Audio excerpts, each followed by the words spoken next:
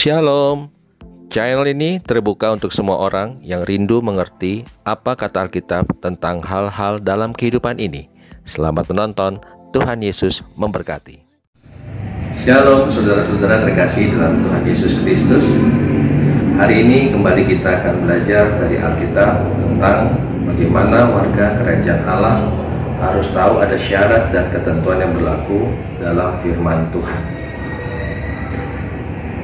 Selama ini banyak umat Tuhan yang suka sekali mengklaim firman Tuhan itu seperti pengertian mereka masing-masing.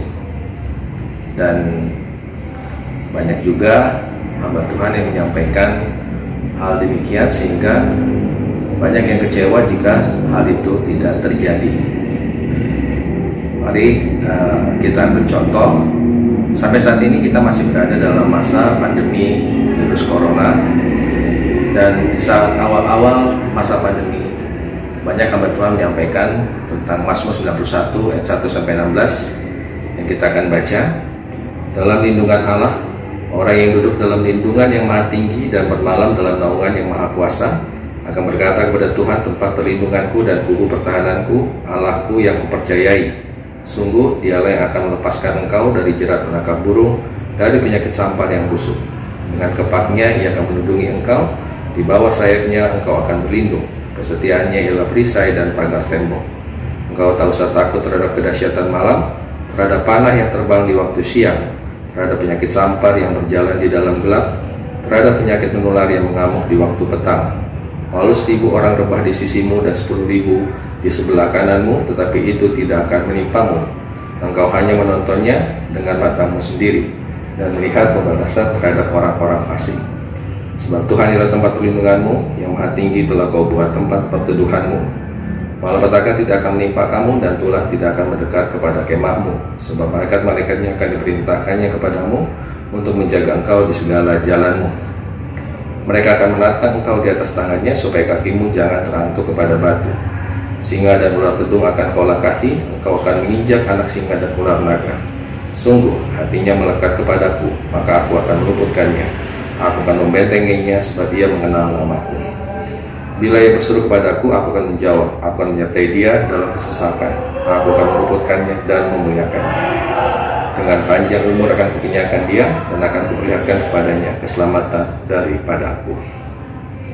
Jadi banyak umat Tuhan yang langsung mengambil perikop firman Tuhan ini sebagai jimat atau mantra.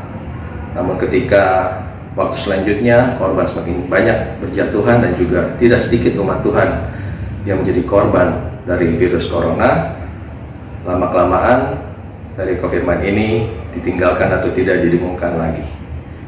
Padahal dalam firman Tuhan sungguh jelas hal-hal tersebut akan kita alami, ataupun segala bencana tidak akan kita alami atau tidak akan menimpa kita jika di ayat 14 dikatakan, sungguh hatinya melekat kepadaku, maka aku akan meluputkannya, aku akan membentenginya, sebab ia mengenal namaku. Jadi di sini ada suatu syarat khusus, yaitu hatinya melekat kepada Tuhan. Jadi kita sebagai warga kerajaan Allah harus memahami firman Tuhan sebagai suatu kesatuan yang utuh, dan tidak hanya mencopot sebagian demi sebagian demi kepentingan kita sendiri. Contoh lain kita bisa lihat di dalam Roma 8 ayat 28 yang paling sering sekali kita dengar.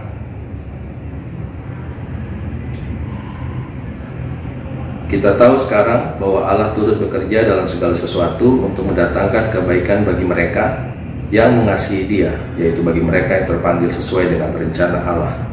Kadang-kadang sebagai hamba Tuhan kita sering menyampaikan bahwa Allah turut bekerja dalam segala sesuatu untuk mendatangkan kebaikan bagi kita. Stop sampai di situ. Padahal dikatakan bahwa bagi mereka yang mengasihi Dia, yaitu bagi mereka yang terpanggil sesuai dengan rencana Allah.